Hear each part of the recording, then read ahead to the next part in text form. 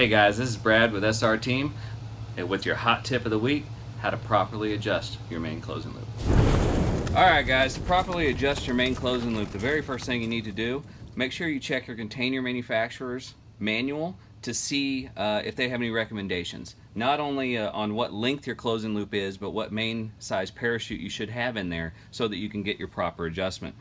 Checking with UPT, you'll see that they actually say to have a small stagger between your grommets, and that's how this one is set up here. You can see that you have a slight overlap. It is closed correctly with the right side then the left, and the pin is coming from the bottom to help prevent any bridle piercing. Now the pressure on these is somewhere around 12 pounds, and you should be able to pull 12 pounds with a small pull of your hand, as you can see here.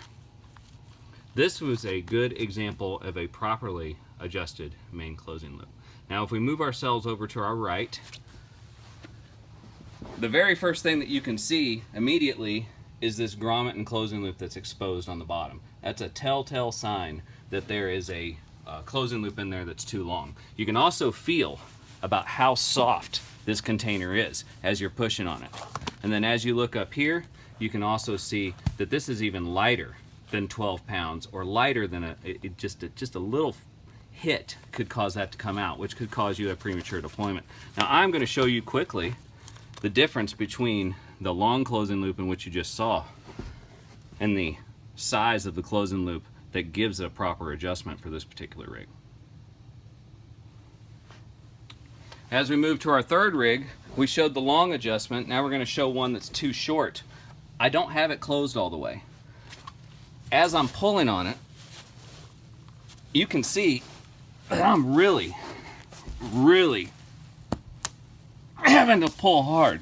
Now I might be able to pin this, but that does not mean that that's a proper adjustment. You can see over here how these lines are pulling down. You can see that it's overly tight, and also when I get here and I start to pull on it, as the other ones were, that is much more than just a slight pull. Now you can overly tighten it, and it actually makes it harder for everything in your system to work together. It is, you feel on it, it's extremely tight, more like a brick. And as I'm pulling, you can also hear that pop.